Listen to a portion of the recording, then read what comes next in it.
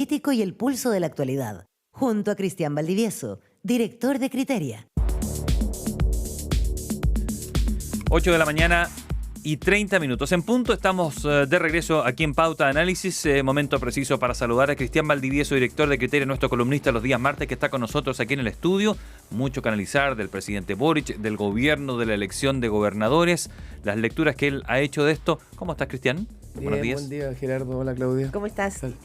Partamos, Cristian, por la noticia de esta mañana. Ya iremos, ¿no es cierto?, al análisis de, no tanto de cuántos gobernadores, sino que yo creo que cómo quedan las fuerzas. Pero vamos fundamentalmente a la figura del presidente Gabriel Boric. Esta mañana su abogado, Jonathan Valenzuela, dio a conocer esta denuncia que habría sido presentada el 6 de septiembre pasado de una mujer mayor de edad, de una situación de acoso, es lo que denuncia ella, sucedía hace 10 años atrás. Entonces, evidentemente, presunción de inocencia, por supuesto, esto habrá que confirmarlo. El abogado habla, ¿no es cierto?, de que la víctima es el presidente, pero más allá de eso, tanto ruido, ¿no?, en torno a la figura del presidente puede terminar teniendo también costos importantes para el oficialismo, para el gobierno y para él mismo. Sí. Como muy expuesto, ¿no? A ver, yo creo que esto es demasiado preliminar, es difícil como tener una opinión al respecto. Las instituciones tienen que funcionar, dejémoslo hasta ahí nomás por ahora, porque es difícil hacer un análisis del caso. Ahora sí, efectivamente ya llevamos un buen rato donde muchas cosas giran en torno a los problemas que están pasando en Palacio, las complejidades internas, las lealtades que hay, las que no hay, la dificultad para salir de una suerte de empantanamiento en el que está el gobierno, la incapacidad del presidente para tomar decisiones que permitan salir de ese empantanamiento, la dificultad para cohesionar mejor a sus equipos, para tomar decisiones respecto de quién lo pueden seguir acompañando y quién vale la pena que lo deje a un lado. Por otro lado, de las responsabilidades que el propio presidente tiene en ciertas materias comunicacionales, de toma de decisiones que son oportunas, pero que debieron ser oportunas en otro momento. Entonces, mucho tema con la moneda. Y mucho tema con el propio presidente. Yo creo que aquí hay un problema que viene hace un buen rato y que tiene que ver con un diseño que o no se hizo bien o no se respetó, que tenía que ver con que la figura presidencial había que cuidarla más y que el presidente no podía estar permanentemente puesto, ¿verdad?, en la primera línea. Y de alguna manera, desde el plebiscito constitucional del año 1 del gobierno, el presidente decidió estar en la primera línea. Y eso creo que es un error de origen y también... también puede ser una sobreexpectativa y una ansiedad del presidente de estar siempre figurando. Y cuando digo decidió estar en primera línea, acordémonos que fue uno de los grandes jefes de la campaña del apruebo. Sí, y tanto se le criticó ese protagonismo a Sebastián Piñera, porque recordemos que también a Sebastián Piñera se le criticaba muchísimo ser demasiado protagónico, estar siempre muy, ¿no es cierto?, en primera línea. Y eso probablemente se repite y rompe con esta idea de que el presidente siempre es como el último resorte, ¿no?, que queda en la moneda, siempre y que la figura presidencial se cuida porque es el jefe de Estado y no el jefe de la coalición, de claro. manera. Ahora el presidente Piñera también tenía este impulso, este incentivo permanente de estar siendo él parte de la primera línea, por decirlo de alguna manera, o siendo él objeto de evaluación o de escrutinio de la sociedad. Pero también el presidente tenía la obsesión de estar controlando al resto de su gabinete y eso tenía que ver con la gestión que él hacía. Entonces, ese foco en la gestión y en el control sobre el gabinete es algo que te permite, de alguna manera, también hacer un buen gobierno. Lo que tengo la sensación yo que el presidente Boric está más preocupado de estar en la primera línea muchas veces, de tener un rol muy visible, muy público y que se converse respecto de su propia figura, hacer de su figura un tema, pero no está tan encima de sus propios equipos de trabajo. Y parte del tema es que no sabía lo que estaba haciendo Manuel Monsalve, entre otras cosas.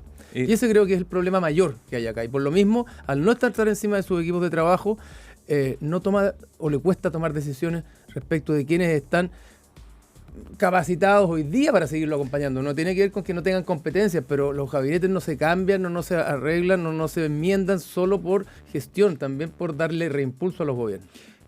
Tú mencionaste que era probablemente un problema de diseño, ¿no?, de cómo él se estructuraba con todos sus equipos para que ciertos problemas llegaran hasta allí, se resolvieran en esa instancia y no llegaran directamente hasta él. Es más, me acuerdo que con Sebastián Piñera pasó un tiempo largo, donde los partidos RN y la UDI reclamaron que sus ministros no tenían ningún tipo de figuración. Aparecía en todas las pautas, hablaba de todos los temas y opacaba a todos sus ministros. Pero después recuerdo que hubo un cambio. Es decir, asumo que estructuralmente lograron de alguna manera que hablara menos, aparecieran menos las pautas, decía, oye, el presidente no está hablando, y no estaba hablando, desapareció unos meses y los ministros tomaron otro realce.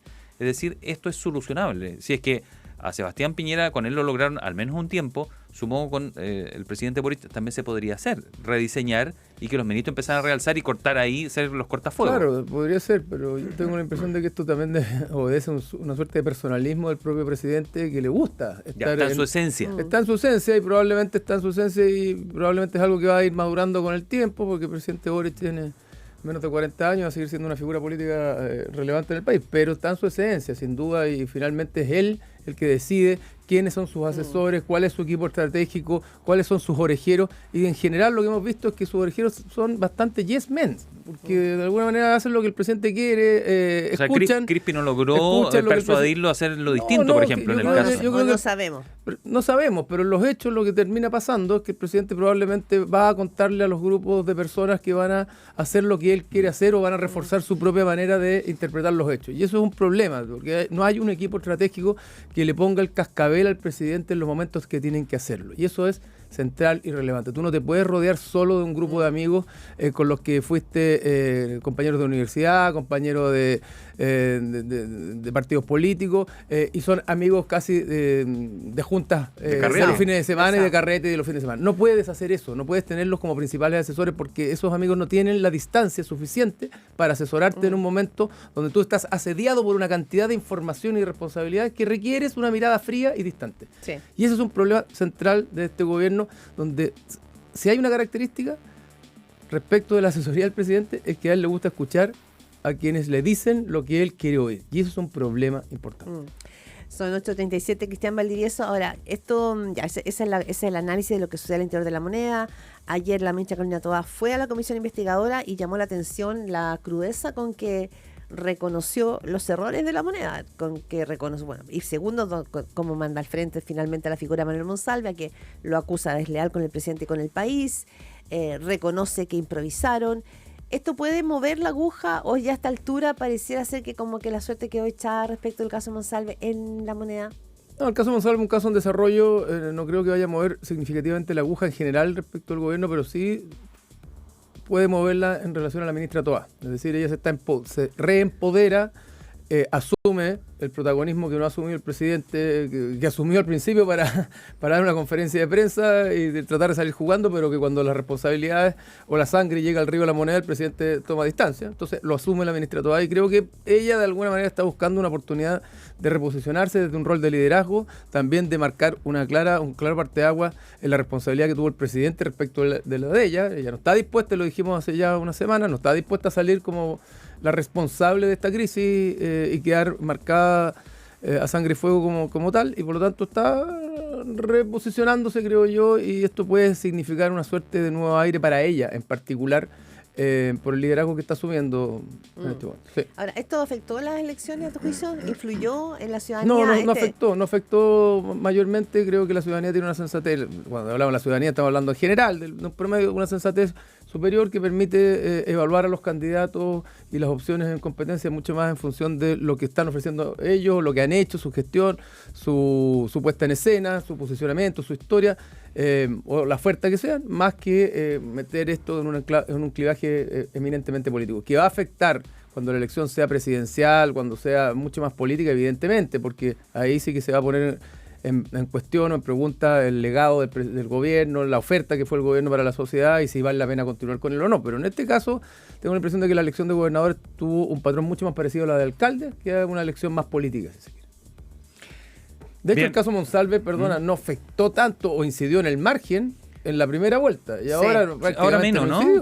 Bueno, o sea, al final muchos decían, terminaron saliendo caudillos, quizás desde aquí de Santiago, cercanos, los que vivimos cerquita de la moneda, mirábamos con ese filtro, probablemente todo equivocadamente, y no sé, salió Yacamán, por ejemplo, y arrasó con Navarro en el sur, o lo que estaba ocurriendo aquí en Valparaíso, Viña del Mar, 96.7 FM Pauta ahí, y tampoco logramos percibir que nosotros de aquí leíamos que iba a estar peleada. Fenómenos mucho más locales, mucho más claro, eso me llamó la territoriales atención. y donde el juicio estuvo mucho más en la tierra que en el cielo, por decirlo de alguna manera. Más, O sea, más en el campo de la acción que en de la ideología. Yo eso me preguntaba. ¿El de Arica habrá dicho antes de ir a votar, él está de los del lado de Monsalve o no está antes de votar? Me parece que no terminó ocurriendo eso, ¿no?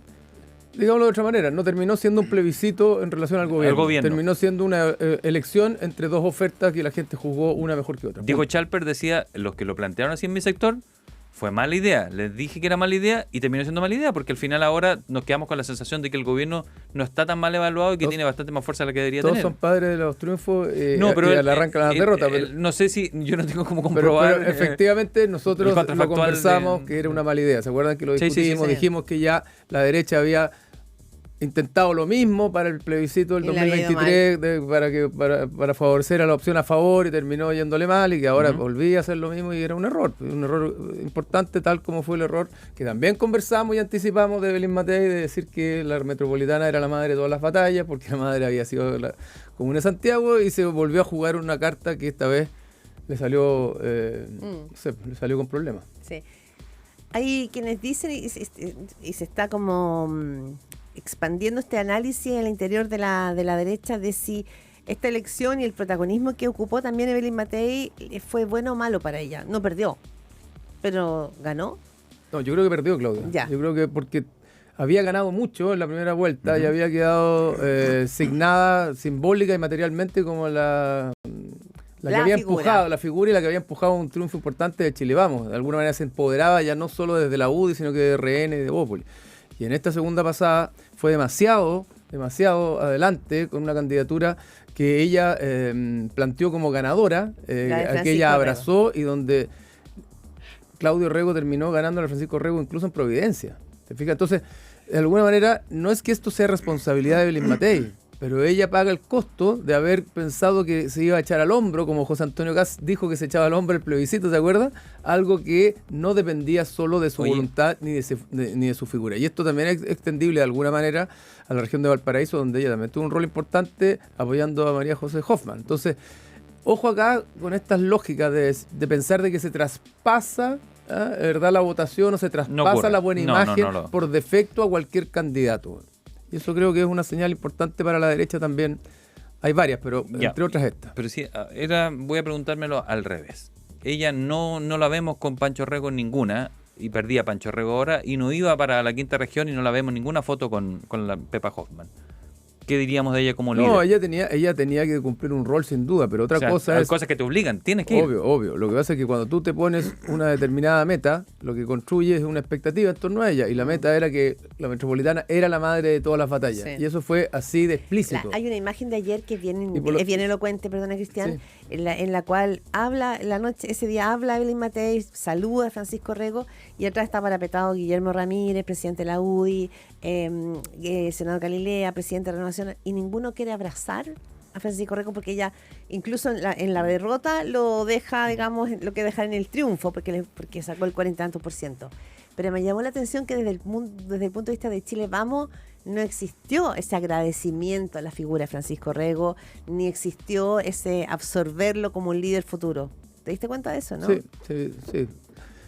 Fue bien elocuente. De alguna Sí. manera, Una distancia- una vez que se produce la derrota, al final del día todos quieren tomar cierta distancia. Yo tengo la impresión de que la derecha tiene varias obsesiones electorales y particularmente cuando está enfrentando a la izquierda. Una obsesión tiene que ver con transformar todo en un plebiscito al gobierno. Yo creo que eso es un error. La sociedad está mucho más desideologizada de lo que la derecha Claro. cree que está. Ya, uno. Entonces, aquí hay que ponerle tono, contexto, forma y contenido a las elecciones más que plebiscito. Segundo, creo que comete el error de seguir atrapada con la lógica de la apruebo y el rechazo. La gente ya se ya olvidó, se olvidó la de gran eso. mayoría, eso es un Bastante. tema de la élite, Sí. fundamental, relevante, que la refundación, Pero todo ya lo fue. que quieran, pero ya fue. Si tú haces estudios cualitativos básicos, te das cuenta que mucha gente ya se confunde si votó a favor, si votó en contra, si votó... No Se es te el olvida. sí y el no. Si votó, ya Que no es fue- el que el sí y el no. Que fue un Exactamente. clivaje político, Es- cultural y exact- social. Exactamente. Entonces Esto no. se confunde Tal cual. nuevamente la oposición o cierto grupo de derechos. Además, incluso, cualitativamente, cualitativamente hay gente que dice, sí, yo voté rechazo, pero a lo mejor debería haber votado a favor porque aquí no ha pasado nada, no ha habido ningún cambio. Claro. Otro error. Y un tercer error, que creo que es consistente y sistemático, es más que poner contenidos, ideas y propuestas, jugar con la lógica de la meritocracia. Es decir, cualquier persona que no venga de la élite o de las tres comunas centrales es un activo por el mero hecho de ser alguien que viene de la clase media. Y eso es absurdo porque eso puede ser Tampoco te da una atractivo, ventaja, pero no es el activo central. Lo central son las ideas, las propuestas, y después veremos quién lo encarna. Entonces jugaron con lo mismo con Lorenz Goldberg, ¿se acuerdan ustedes? Sí, claro. Que era, tú era lo meritócrata, ahí, que había nacido en Maipú, que tenía una ferretería. Después intentaron con lo mismo con Sebastián Sichel, de que era hijo de la clase media. media. Llegado en una casa Y en la con Pancho playa, Rego hicieron etcétera. exactamente lo mismo. Entonces, esos tres temas, el No plebiscito, funciona. el tema de jugar de nuevo a la prueba y al rechazo, y ahora el tema de la meritocracia, poniéndolos como antecedente y no como fondo, creo yo que es una manera de ningunear a la clase, al electorado, incluso con voto obligatorio, es decir, no solo a la gente que está ideologizada. Y con voto obligatorio va a pesar más eso, porque ya no llamas solo a tus huestes, llamas a la mayoría sensata de la población que no tiene por defecto adscripción política y que toman decisiones en función de sus propios juicios y evaluaciones. Cristian Valdivieso, miremos el otro lado. Ayer veía la presidencial, por así decirlo, o con filtro presidencial, lo que está pasando en el oficialismo. Nos decía Paulina Bodanovich ayer, me costó comprender el fondo de lo que ella nos decía, sinceramente, porque dijo, nosotros lo que estamos siguiendo es una estrategia, tenemos una estrategia presidencial, dijo. El hecho de no tener un candidato hasta aquí. Dijo, después vamos a tener candidatos competitivos, pero ayer también, paralelamente, Tomás Bodanovich dijo, ya no me pregunten más, porque yo no voy a ser candidato. Claudio Rego, desde La Moneda, dijo, no es tema, por favor ya no insistan que yo voy a ser gobernador 4 años, yo no voy a hacer carta presidencial, ya sáquenme de ese grupo. 2 menos, ¿no? Porque ayer Paulino Bodanovich nos mencionó a Bodanovich, nos mencionó a Orrego, nos mencionó posiblemente si Bachelet quisiera, y nos mencionó a Carolina Toa. Entonces ya quedan 2 de 4 y quizás 3 de 4. ¿Tiene una estrategia? ¿Ves tú dieron un paso al frente aquí en la presidencial? A ver, de alguna manera la elección del fin de semana muestra un cierto equilibrio en la fuerza en términos de voto potencial. Claro. ¿Ya? O sea, la centro izquierda tuvo la mitad de los votos. Claro, no está debajo del subterráneo. Claro, tiene más. Depende cómo lo miremos, pues si es en gobernadores tiene más población gobernada, si es en alcaldes o municipalidades o concejales están más equidistantes. Pero tiene voto potencial, pero no tiene candidato hoy día. No tiene candidato. Y el candidato o la candidata es central. No es una cosa accesoria, no es secundario en una sociedad desideologizada. Entonces pensar de que hay un grupo, ¿verdad? O un número importante de votos ahí disponibles para ir a tomarlos, que cualquiera lo puede tomar, es absurdo. Yo creo que eso no existe. Entonces hay un vacío de liderazgo en la oposición, en el oficialismo, que yo creo que no se ha llenado todavía, que está en busca de encontrar a alguien que se adueñe de esa votación posible, pero eso no, insisto, no tiene que ver con ponerse en la frente el título yo soy de centro izquierda, soy del progresismo, por lo tanto todos esos votos me van a llegar por defecto, porque no estamos en la época de la Guerra Fría ni en la época donde habían dos grandes mundos políticos, ideológicos. Pero eso es el argumento, en varias entrevistas no ha salido. Recuerden que en la otra elección a esta altura Gabriel Boric ni se hablaba. Entonces todos como que tienen una esperanza en ese como el tapado, ese que corre por fuera de los palos y se mete al final de la carrera. Sí, eso es como... Bueno, es una posibilidad. Una Ave María. Es una posibilidad, yo no la descarto. Tengo la impresión de que hasta ahora la elección de gobernadores no debiera tener un mayor impacto en lo que empieza a pasar con las figuras presidenciales por ahora, que Evelyn Matei quedó más bien complicada, no por izquierda necesariamente o amenazada, sino que por derecha, porque cuando tú te equivocas o cuando tomas una decisión que termina siendo errónea, lo que hacen otros dicen, bueno, empecemos a buscar alternativas o complementos. Sí, pues allí lo dijo René y republicanos también, decía segundas opciones, porque no se puede caer, sí. exacto. Yo creo que el oficialismo todavía no define bien, ni tiene asegurado un candidato o candidata, y no veo la estrategia por ahora. Por eso, volviendo al inicio de nuestra conversación, creo que lo de ayer de Carolina Toá es un nuevo aire potencial posible para ella. Sí. De decir, enfrenté una crisis difícil, le puse el pecho a las balas, dentro de lo que pude cuidar al presidente, pero también me cuidé a mí y cuidé mi propio liderazgo. Sí, Y Cristian. probablemente lo que vamos a ver es a Carolina todavía quedándose hasta marzo y en marzo tomando una decisión para ver si es posible que ella Sí. se adueñe de ese posible bolsón de votos. Cristian Valdivieso, tú, bueno, desde Criteria que tú diriges, vienes como estudiando la sociedad chilena en distintos aspectos, no solamente del análisis político, te has metido ahí en sus anhelos, en las cosas que la ciudadanía probablemente está demandando y que no se están concretando. Hay un mapa. A veces pareciera ser que la élite sigue como en su burbuja y los medios también seguimos de pronto en nuestra misma burbuja. Pero muy poco conectado como con esas urgencias que la ciudadanía ya está como que se está hasteando. A mí me pasa que siento que la gente no es que esté como, no nos están viendo, sino que hay como un hastío respecto y rabia oye, por favor, háganse cargo de los temas que me están afectando en mi cotidiano. En ese sentido, como que da la sensación de que la aguja política de la municipal y la gobernación siguen. La derecha y la izquierda siguen más o menos siendo lo mismo, ¿no? Hay entre 40 y tantos uno y otro. Un país como, no sé si empatado, pero un país... Lo que viene es lo otro. ¿Quién va a ser capaz probablemente de recoger ese país real? No sé si es la palabra, pero recoger un poco ese país que está hablando de distintas maneras y que como que el mundo político tuviera tapones en los oídos. Ahí por ahí puede probablemente aparecer o una candidatura o un relato o ¿no te da la sensación de que está como demasiado desacoplado una cosa de otra? Sí, y yo creo que hemos tenido algunas señales en estas dos elecciones que apuntan a, bien preliminar, pero apuntan a como que la gente ya se cabrió de esta lógica de decir aquí el más disruptivo, el más gritón, el que viene a cuestionarlo todo, como que ya parece que eso no es la solución Sí. mágica a todos nuestros problemas. Mejor alguien Y por con lo tanto está experiencia. buscando de nuevo algo más moderado o más dialogante o más que ponga los objetivos al centro de la mesa y las técnicas para que esos objetivos efectivamente se cumplan. Entonces hay una especie de vuelta que yo creo que de alguna manera favorece al mundo que busca eso o que queda de alguna manera posicionado como buscando eso. Y por eso que de alguna manera el triunfo de Claudio Rego no es por defecto una mala noticia para Evelyn Matei, porque lo que representa Claudio Rego posiblemente es algo que Evelyn Matei en mucha gente representa también. Tú lo has dicho Hay otras gente veces, que la no es experiencia. necesariamente de izquierda o de derecha, sino que es gente que está buscando una lógica más de trayectoria, de experiencia, de acuerdo y de gestión. Entonces, yo creo que ahí hay algo dando vuelta y este choreamiento o molestia que describes tú, Claudia, creo que también se expresó en la elección de la región metropolitana, porque incluso en Valparaíso, que te digan hay que pegarle al gobierno, la gente dice, bueno, sí, me carga el gobierno, puede ser, y no pruebo al presidente Boric, pero que eso me obligue a mí a tener que votar por cualquier candidato que me está ofreciendo. Al otro lado. Que grite, claro, cualquier gritón. Y no puedo votar por alguien que me parece sensato como Claudio Rego. La gente se molesta, ¿te fijas? Entonces, explicar la elección al final del día como que ahora ganó la izquierda, yo creo que no tiene lo de fondo. Y lo creo que la explicación acá tiene que ver con los cabreamientos, las molestias que la sociedad va teniendo y cómo va recogiéndolo y materializándolo en términos de voto. Y hoy día hay una mayor oportunidad para la trayectoria, para la experiencia y eso creo que es bueno. Bueno, vamos a ver cómo se dibuja eso a la presidencial, a la parlamentaria que viene, o si otra vez vamos a tener los mismos nombres, no sé, que tienen luces de colores adelante. Vamos a ver. Vamos a ver Es si la posible, gente- ahora yo tengo la impresión de que la presidencial va a ser más política, evidentemente, ahí sí que va a ser Sí, un claro. plebiscito mayor Sí, al sí. gobierno. No, yo estoy pero- pensando en la Cámara de pero- Diputados. Ahí uno También, nota claro. las intenciones de los partidos, ¿no? De Pero, llevar el pero no cualquier cantante, disruptivo o Sí. disruptiva por defecto se va a quedar con Ahora, el voto contra el gobierno. Eso es una buena Perfecto. noticia.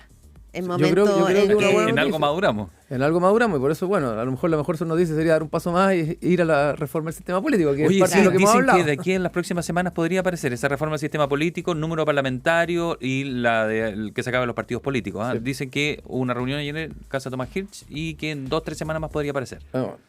Ojalá, pues lo vienen anunciando O sea, hace rato. Ojalá. No nos tapemos el sol con Sí. un dedo. Claudio Rego y Rodrigo Mundaca ganaron como independientes. Claudio Rego como independiente total, ni siquiera en una coalición con otros partidos. Entonces, eso también es una Dato. señal de que los partidos han perdido mucha fuerza y hay que revitalizarlo de alguna manera. Sí.